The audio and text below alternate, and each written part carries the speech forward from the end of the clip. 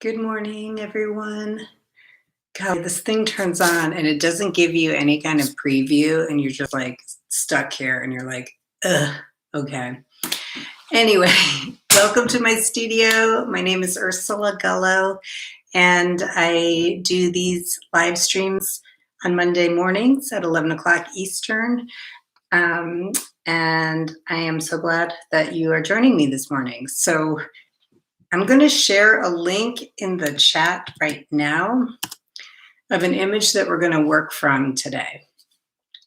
And any link that I share today in the chat will also be shared below in the video description. So you can just go down there and click on anything if you want to reference the things I talk about today.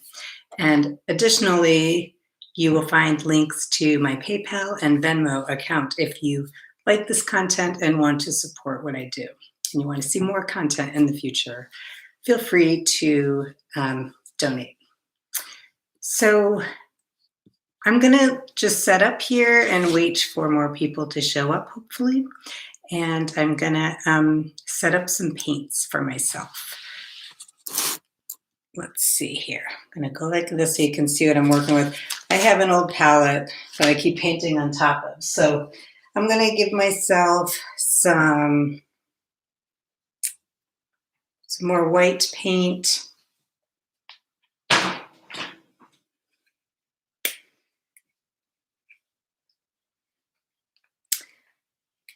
Hi, Paulette.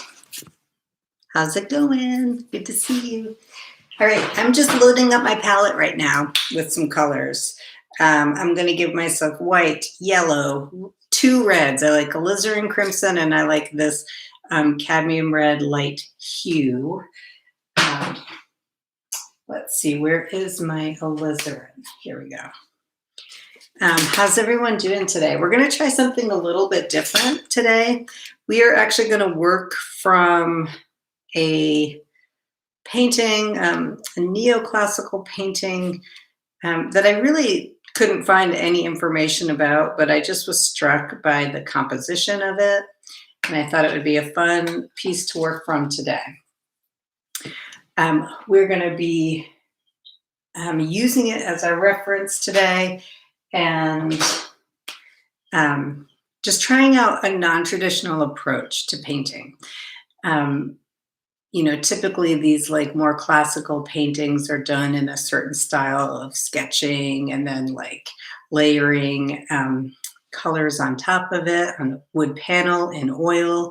But we're going to try something different with acrylics and possibly some mixed media today. Hey, Lisa, good morning. So to get ready, I shared a link in the chat here, and you can go to that. And honestly, if you would prefer to work from your own photograph today of your own family, you're welcome to. If there's other family portraits you like, feel free. The reason why I decided to have us work from a portrait, a family portrait, is because I just think that these are so intriguing. Like to look at the composition of the way a family is arranged and what that tells us about the family. So I'm going to share a couple other images. I mean, there's a huge tradition in painting family portraits. What I'm interested in today are the portraits where people are posed for the artist, as opposed to something that looks a little more like action or like we're walking in on a scene of a family. There's a huge tradition in that too, which is really fun. But something I love about these kind of portraits is just like the interesting composition and the shapes, the negative shapes, what they tell us about the people in the portrait. So we'll be talking a little bit more about that today. So if you need to print out this image, you can, but if you want to just click over to the link, great. Maybe you have an iPad or something that you can pull it up on and have it in front of you. Let's see, there's other things I want to share with you today. Famous family portraits. I have a fun link here that I'll share that you can refer to in the future. Hi, Amanda. And like I said, all these links will be shared below in the video description as well. Um, let's see here. I'm going to just share, as we get going, I want to talk about a couple of famous family portraits and in art history that have been discussed a lot. But yeah, there's just a huge tradition in this. So, all right. So what you'll want to do is get some paints out and have your mixed media tools on hand as well. Any glue or collage materials, pencils, markers, charcoal. We'll see where this goes today. So if you have the piece in front of you, I'm actually working on the back cover of a sketch pad that I used up. So this is like a smooth surface and a little bit different. Hey, Jen, how's it going? Good to see you. This is a little bit different surface. It's kind of harder, like a harder board, and I'm not quite sure how it's going to work. I also have some canvas paper I might grab if I need to. But let's go ahead and get started using this image. So if you have, if you want to print it out, if you want to put it in a different window to look at, this is what I'm going to be referring to. If you want to refer to something else, you can. Okay, so I need, let's see, I'll show you what I have on my palette right now. White, yellow, cadmium red, light, which is this kind of orange color, phthalo green, alizarin crimson. I'm going to put out some phthalo blue, I guess. Right away, these colors I'm using is a very contemporary palette.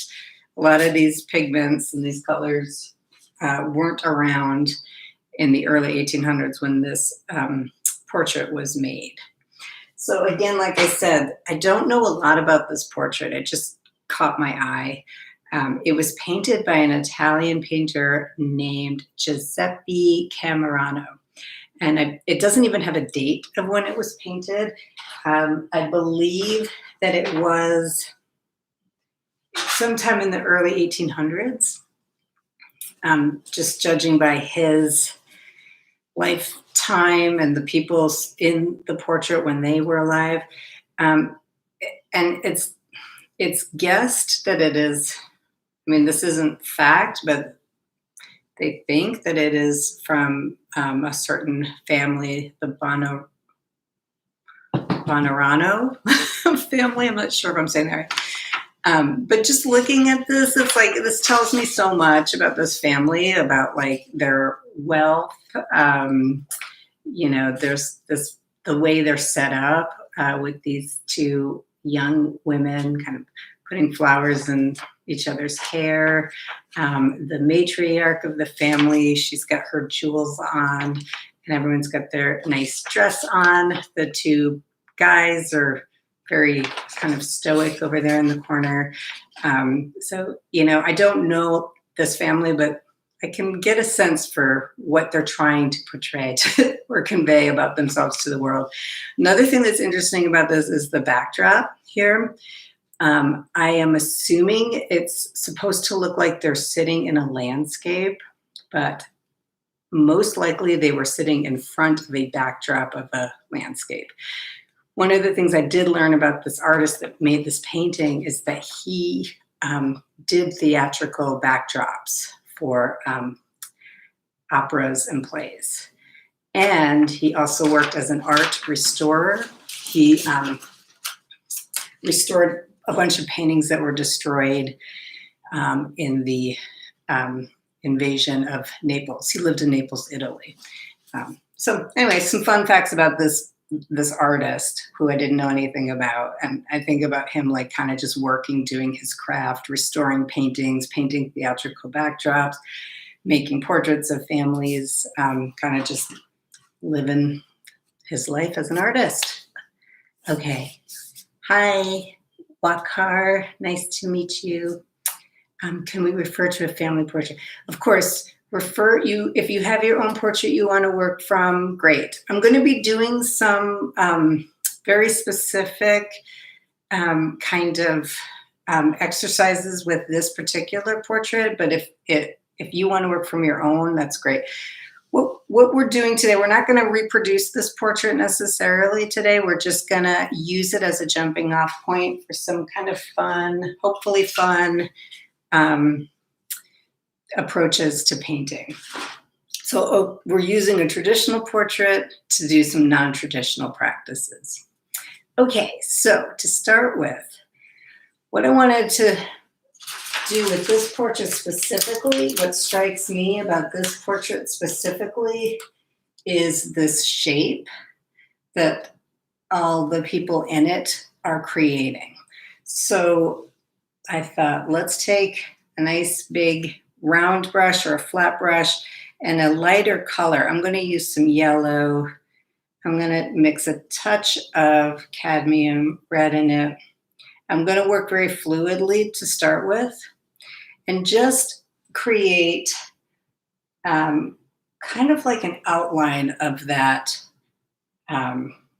shape that these characters are making. And so, of course, don't worry about making it perfect. Just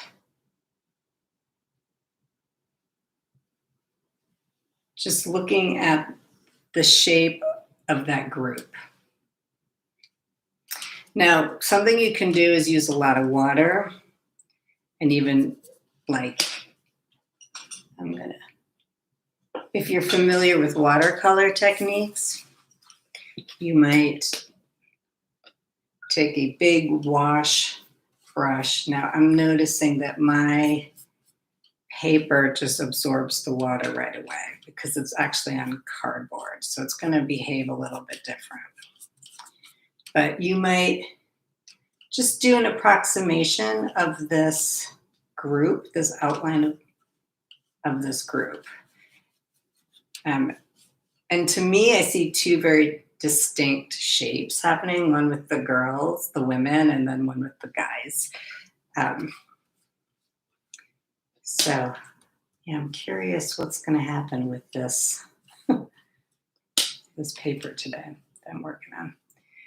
And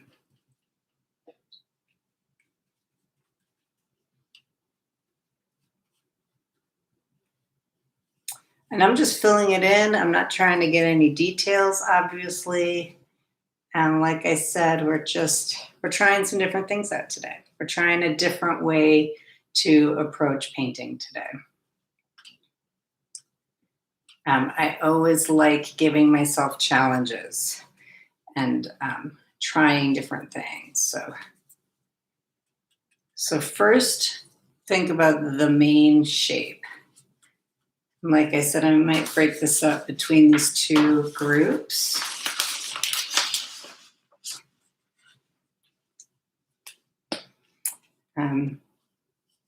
Maybe I'll use a darker red over here. I see the guys as being very separate in this family, in this portrait. And yeah, so it's always so interesting to see how people are posed in a family portrait. The composition of the forms is one of the, something that I find really striking.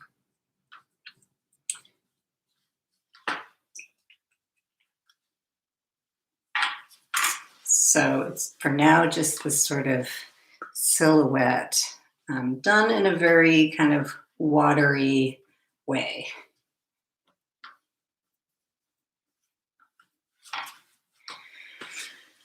So if you're familiar with my paintings of crowds and groups, a lot of times what I like to do is, instead of working on each separate form, I like to think of it as one form. So in this case, let's think about this group as one entity. So let's go around and like looking at the faces. Let's just plug in, and I'm going to use maybe like a pink for now. I mean, all of this is a totally new way of for me to teach this today, but I just thought, let's have fun. Let's try something different. I'm going to actually use kind of like a bluish purple. Um, and just go around and don't worry about details, but just start putting in like where would the faces go in this portrait? Where are the faces? And look at the relationship of these heads um, to each other. And again, don't worry about making it perfect. This is just a exercise or study in composition and seeing shapes.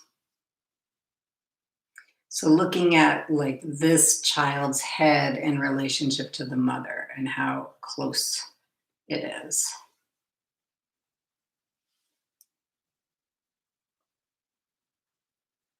So it's hard to see that, but you'll see a very subtle thing there like that.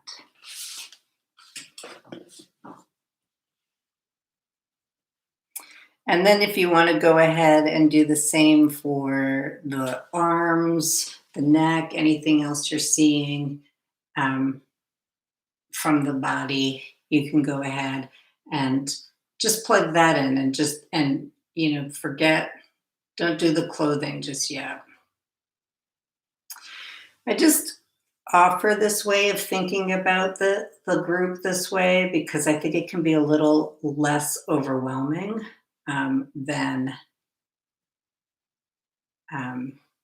trying to do each figure individually.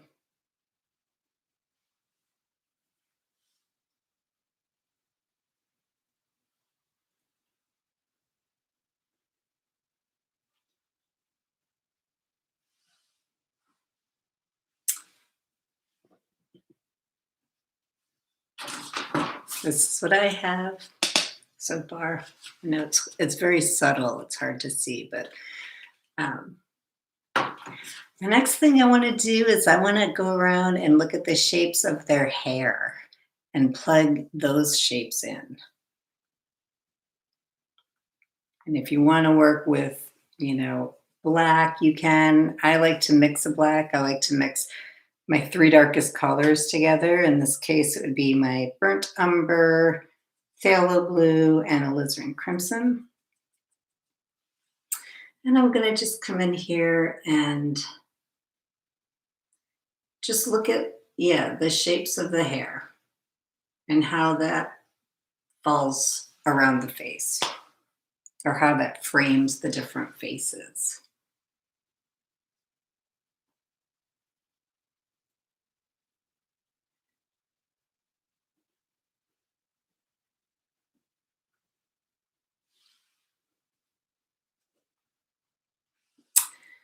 Okay.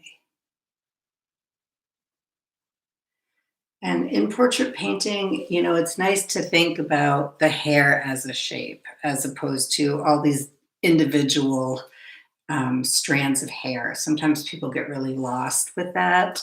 And I like to think of it as a shape first and then try to break it up with the highlights and the shadows from there.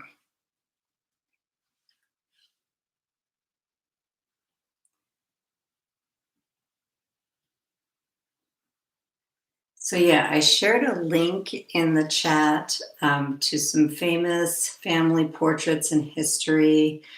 There are some really good ones. One I always think about is probably one of the most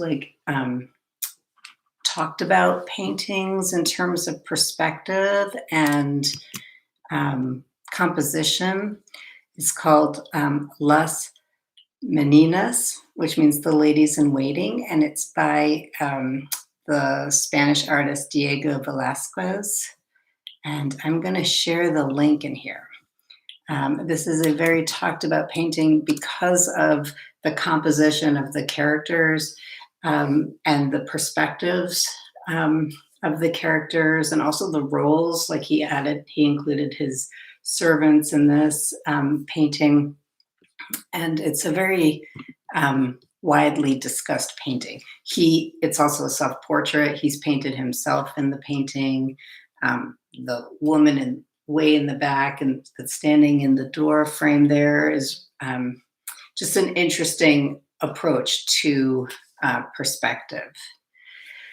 So I shared the Wikipedia entry on this because it's such a talked about and controversial, or not, it's not controversial, it's just a widely discussed and referenced painting in European art history. So I thought it'd be fun to look at. I haven't gotten to see it in real life. I know there was a video artist, and I don't know her name. It might be on that page, and she recreated that portrait. Okay, now before I even tell you, I just started going for it. I'm starting to put in the shapes of the clothing on these characters now.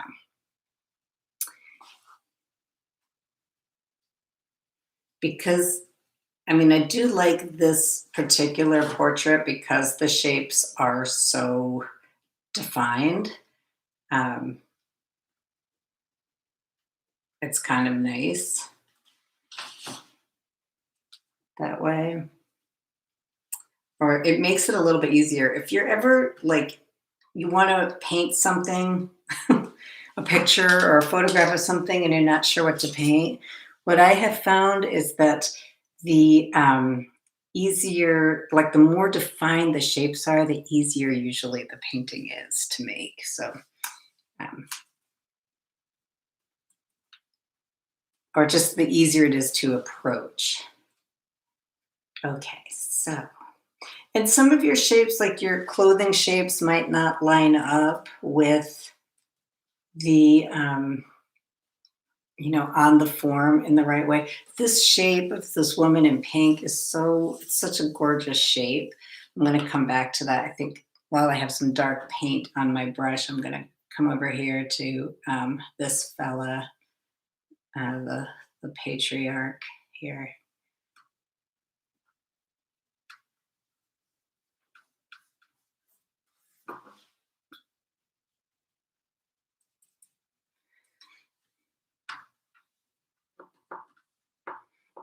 And I'm copying the values of the painting, but not so much the colors. Obviously, my colors are a lot brighter than what's painted here. For some of these, like old portraits, people would sit for them. The artist would take sketches. Sometimes the artist would make little maquettes of dolls and pose them. Or there would be someone that would sit in place of the actual people while the artist was painting.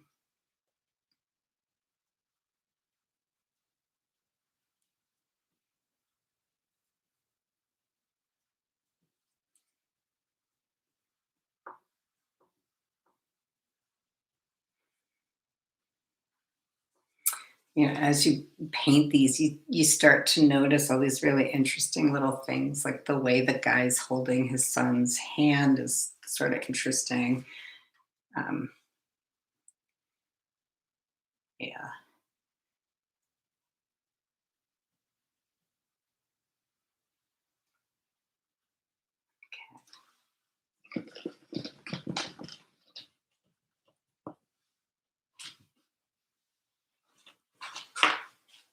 So I'm just going to work around the painting now and just put in the basic forms of the painting. I'm not going to put in of the dresses and stuff. I'm not going to put in like the shadows just yet.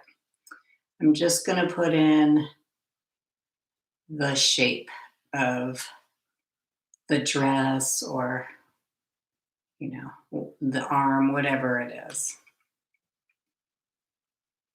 And if you, I mean, you can be working towards like exactness, or you can just keep it kind of loose and, a little bit wonky.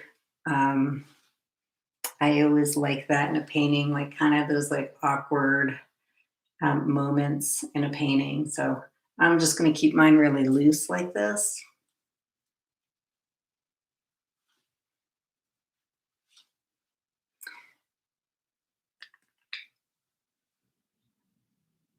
And yeah, there's definitely parts in here, as I'm putting in the clothing, um,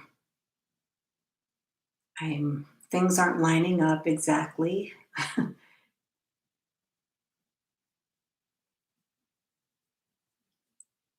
just going to stick with it.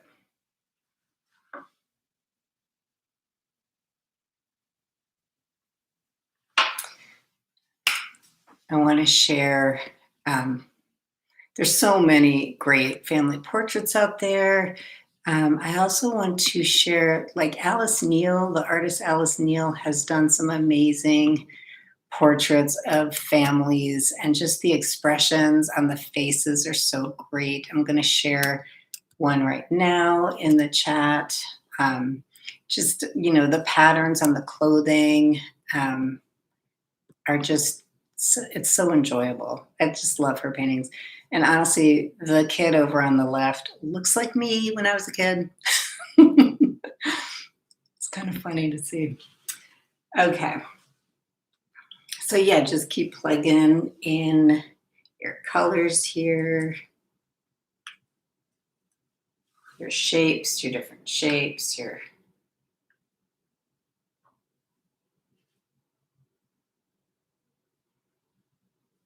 and like I said, you don't have to get all the shadows and highlights and stuff right now.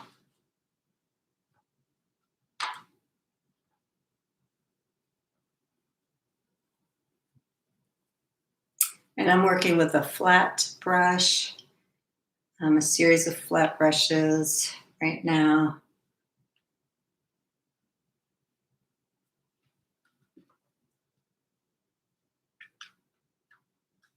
I love that so much. Thank you for sharing this link, Ursula.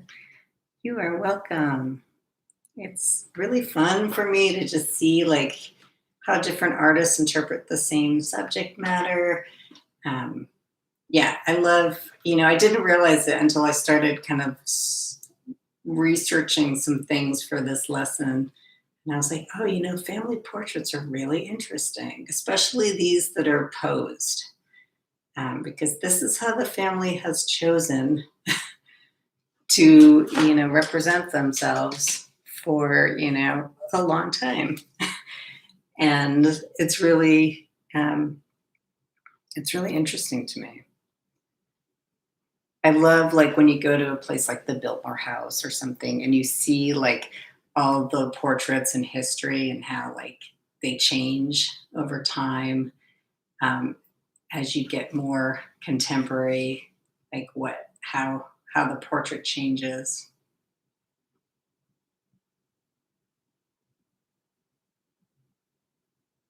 So yeah, definitely have a little bit of a. This is a little awkward what I did in here. It's not exactly how it is in the painting, but I'm just going to go with it.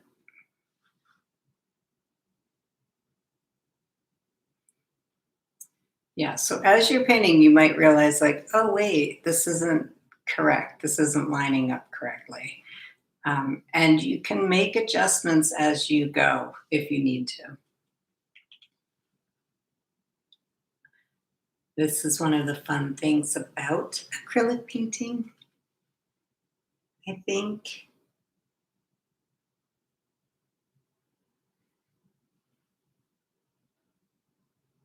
Is that you can adjust things.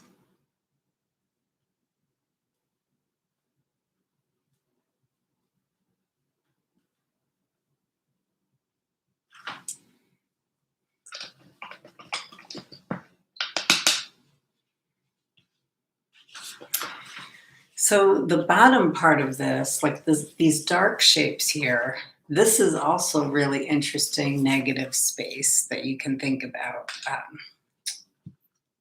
Generally, negative space is like the space that comes between characters or, the main forms of your painting. But in this case, I would consider like some of this dark area here to be negative space. I'm going to just go ahead and put a little bit of dark, kind of a burgundy down there, some dark value.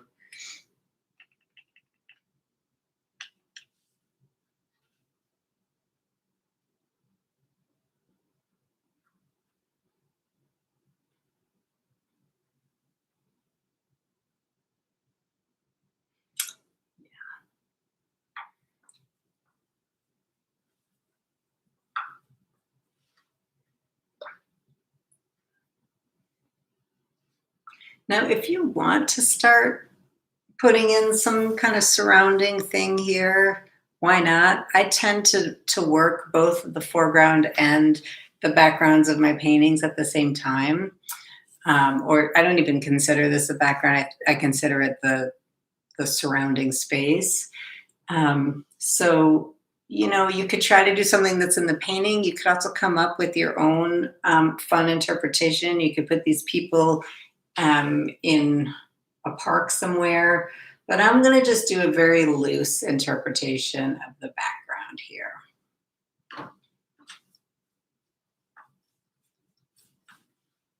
I kind of like that it looks like they're posed in front of this kind of uh, false or uh, prefabricated landscape. I'm just blocking this in really fast. I might actually take some collage paper and put that back there. Something that emulates a landscape, perhaps. There's a lot of different options, a lot of different directions you can go with this.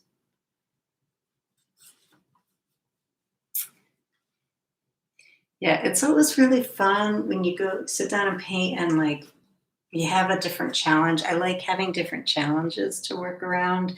In this case today, my challenge is this board that I'm painting on. It's not really like most surfaces that I work on. It's really absorbent and smooth, um, which is interesting. Okay, so I might go ahead and put this kind of fern in here, or this vine.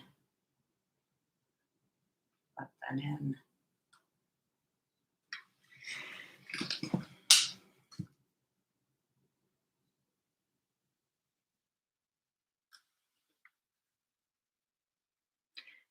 Another portrait, when I think of family portrait, that I think of right away is this portrait. I'm about to share the link with you. It's by a woman artist named Elizabeth Vigy Brun. She was a French artist, and she did a lot of portraits of famous people. She was another, like, you know, rich, wealthy royalty and such.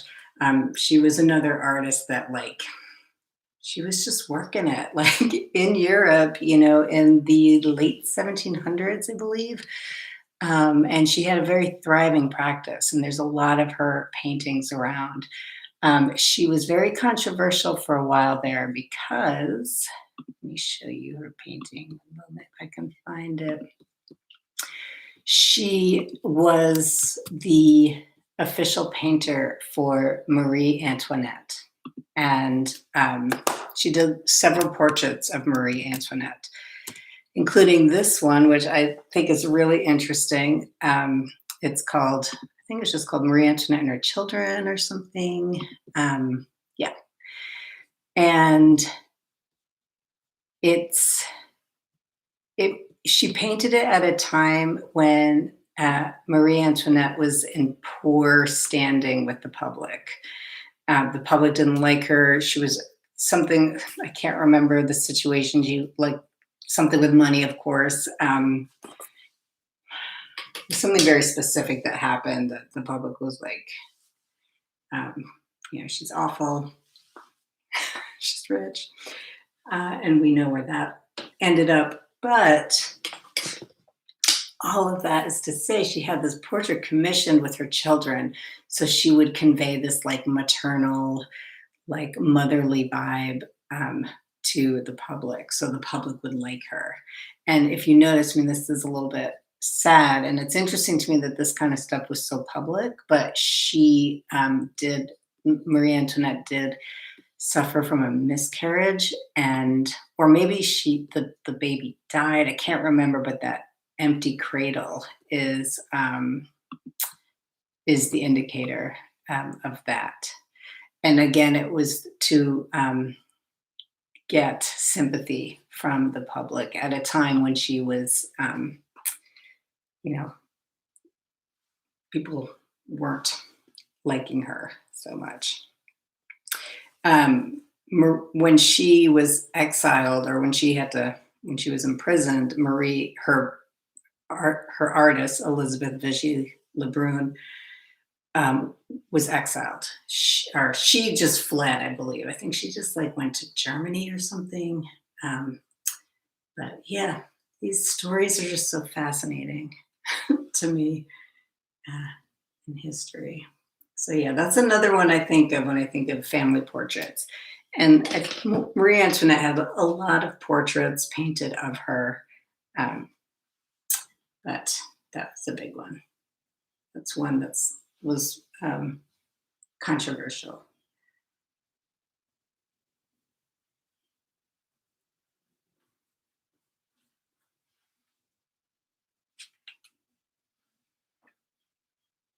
So yeah, I don't know why I'm getting into painting this out, the surrounding area. I think it's kind of fun, but I always reach this point with my paintings where like maybe I'll be very loose in the background because a lot of times I don't really know what I want. Um, so I'm just gonna do a very loose wash over this. Just see. Love hearing the stories behind the paintings. I do too.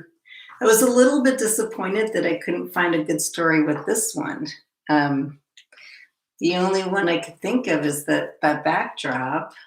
Um, that must have been, he must have, I wonder if that was a backdrop that he painted because he did theatrical um, backdrops. Um, and I like hearing about like the artists and their lives, and you know, I think it was a lot different back then. I think like an artist was kind of like a more of a service person. Um, that's the right word. Like they were more in servitude, being commissioned, and I don't know, almost like a family photographer.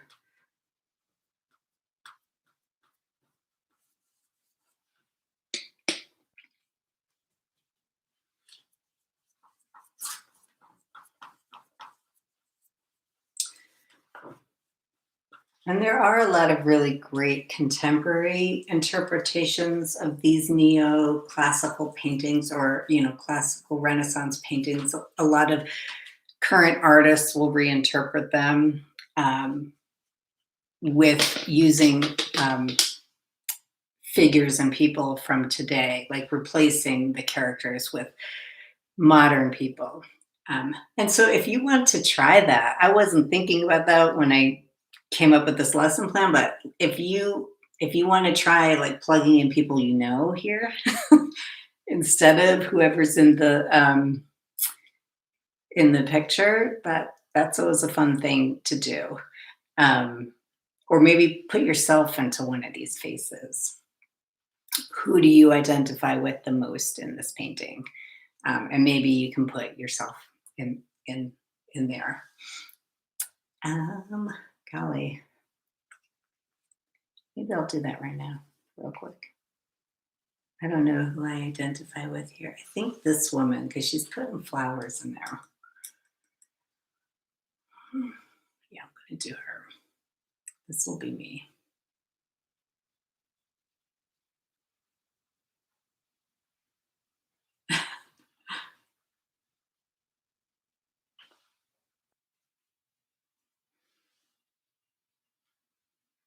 You could change the clothing to reflect a more contemporary clothing style. Like you can look at that Alice Neal painting and um, just, yeah, look at those stripes, the patterns that come up with contemporary clothing.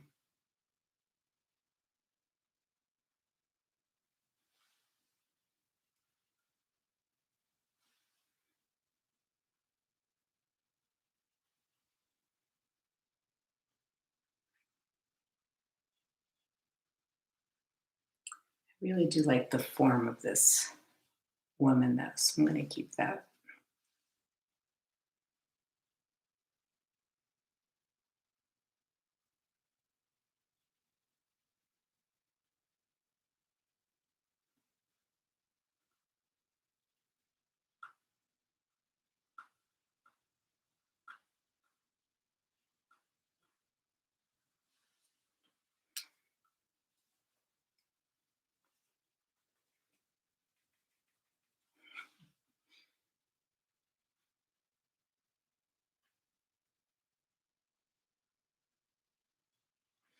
So, as far as these faces go, I find faces this size to be really challenging. You can get a little brush or a pencil or, whatever you are comfortable with and go in there and get all the detail. I personally like to keep it kind of loose. Um,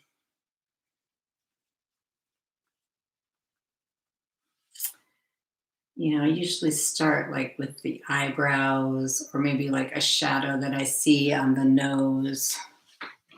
It's hard to see this. Um, And you can just keep it, stylized, doesn't have to be super perfect.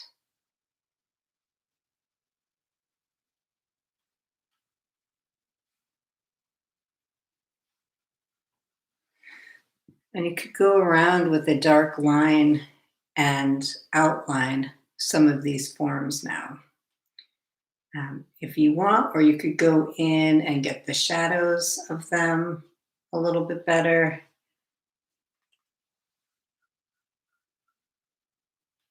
You could keep this loose, or you could try to go in really um, tight and get some more detail in there. I'm going to just keep it loose. I'm going to keep my lines loose here.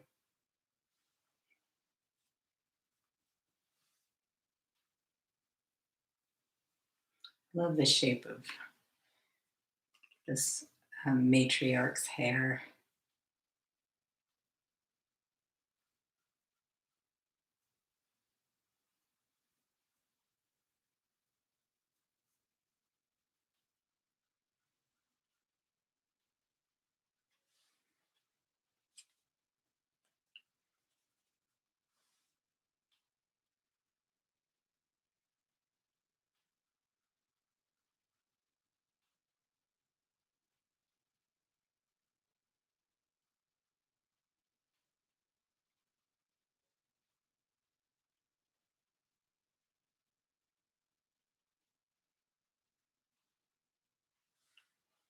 You make it look so easy, Ursula. Well, thanks. There's a lot of room for interpretation. You could make one of the characters really detailed and then the rest looser detailed. Um, it's really up to you.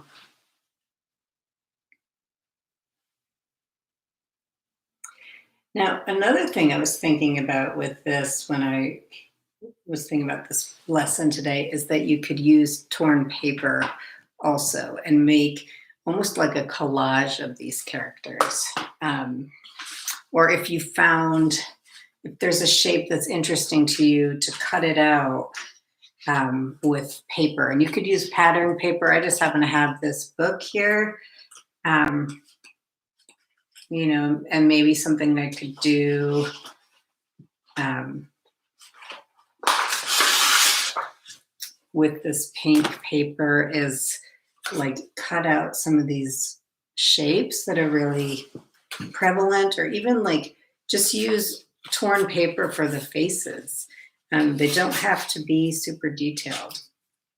I'm just gonna do like a temporary, just to see what that looks like. So I'm not gonna commit to this entirely, but just to see like what does it look like if I were to use paper for the faces in some situations here. Could be cool. Or just trying to get like different forms with this paper. You could do the faces, you could do like a part of the clothing. But I think it could be fun to incorporate like a mixed media element to this. Where are my scissors? I'm sure they're like right in front of me. Oh. I have a cutting tool here that I'll use.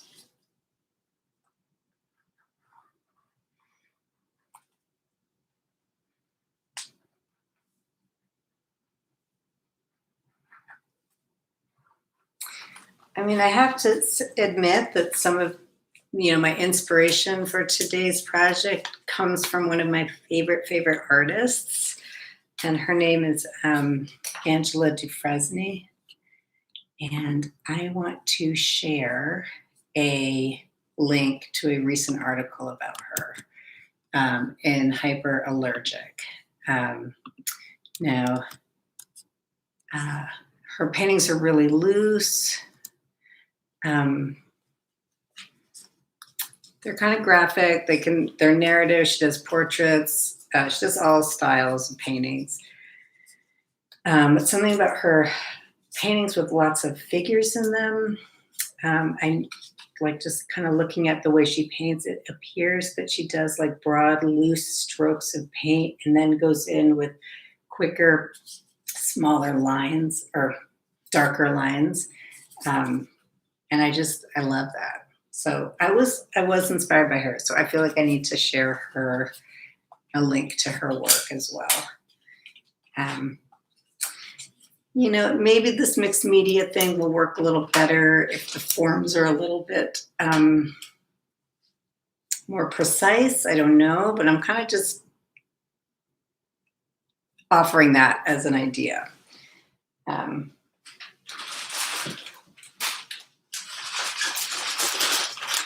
And yeah, you could go in and keep putting more detail in the faces if you would like. You could find something that like some collage paper that kind of mimics the background or the feeling of the background, and put that into your piece, or maybe some pattern in the clothes here. I have a leftover piece of, from a different painting that could go well in here as well to kind of frame this up. So there's a lot of different possibilities for you to explore here. And I would say, yeah, just, don't try to keep it traditional necessarily. Just use the painting as a jumping off point.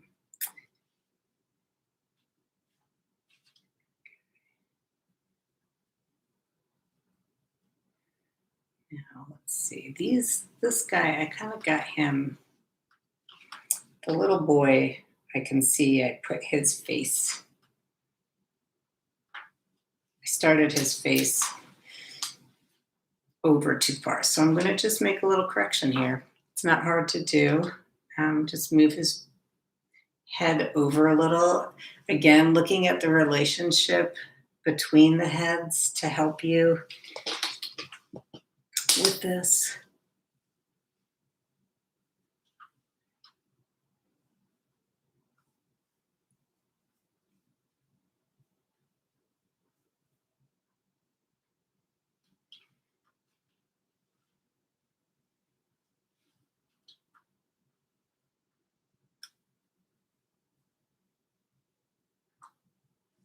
Okay, so this is going to be interesting where those hands are. So I just put little indicators for where the hands would go. And if I want to put in more detail later with that, um, I will.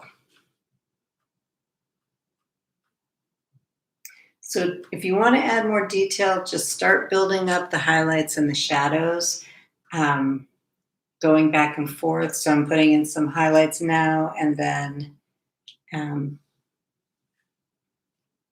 doing like a purplish color here for the shadows in the arm. And, probably when I'm offline and a little more focused on this, I could really go in there and get those details. It does require focus. So here's where I'm at so far. I'm not sure I like these collage elements, but you might find it really enjoyable. A fun challenge is to try to do the whole thing with just collage paper, to see what happens. Nice painting. Thanks.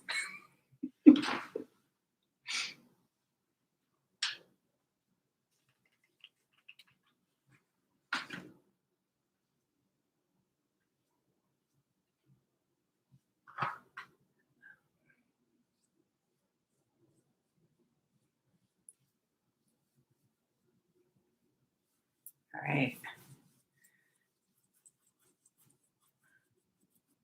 And then just one other artist I want to share before the hour is up is an artist I just found out about recently named Jordan Castile. And this is a whole article about her. She's an artist from Harlem, and she does, I would consider them family portraits, portraits of people in her community together. And I just think her portraits are just gorgeous and also like give so many great details of contemporary elements like basketball or sneakers or the clothing that the people are wearing. It feels very much like in the tradition of Alice Neal to me. Her paintings are really expressive, and I definitely encourage you to check out her website or read that interview with her. It's really interesting. Okay, so here's where I'm at right now. I know there's a lot more here I can do, but you can, yeah, I hope y'all are out there making some interesting paintings. Feel free to share them with me. And like I said, I'm going to be sharing links below in the description. And if you go there, you'll also see a link to my PayPal and Venmo if you want to support the work that I'm doing. If you like these lessons, if you want me to do more, let me know.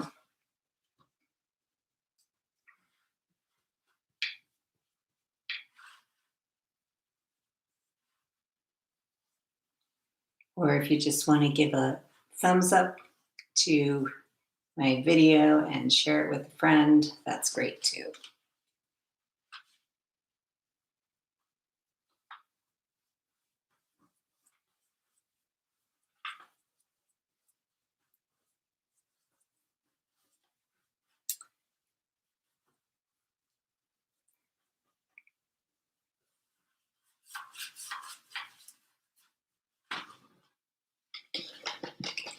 Heavyweight bar, but it's only a print. I had that because I looked it up. It was worth 8K, but it's only worth about 300 because it's print.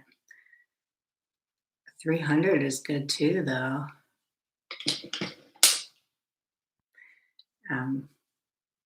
It's exciting. Yeah, I have some paintings by friends that I'm like, maybe one day these will be a lot of money.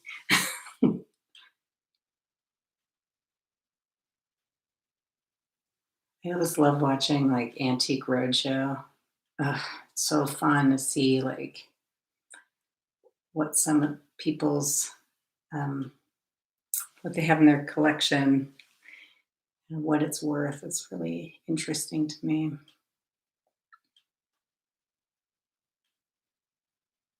So one of the things to keeping a loose painting, if you're interested in having a loose painting, is to try working with a big brush and just use the corner of the brush for your details. And just it's an intense challenge, but it's a good thing to try out.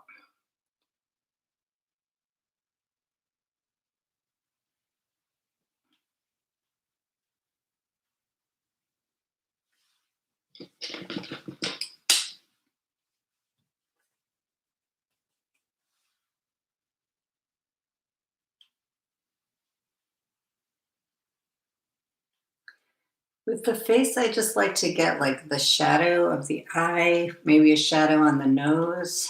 Like I'll start there. And if you can just get that stuff, sometimes the rest will just follow. Um, so that's the start of her face. And again, I'm just going to interpret it how I want to.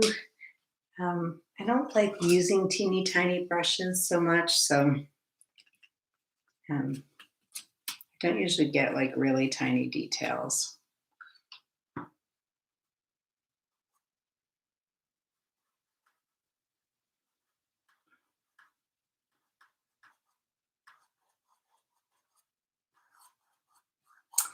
So I'm feeling like this is a painting I'm going to want to finish. Just because it's really enjoyable to me. So I am gonna try to finish this on my own time, and then I will post another video or a link with an update to the finished piece because I am at the hour mark. If there's any questions right now, let me know. I'd love to hear questions, thoughts, comments. Do you have a favorite family portrait, maybe even in your own family, um, that you want to post a link to? You could post it in the comments.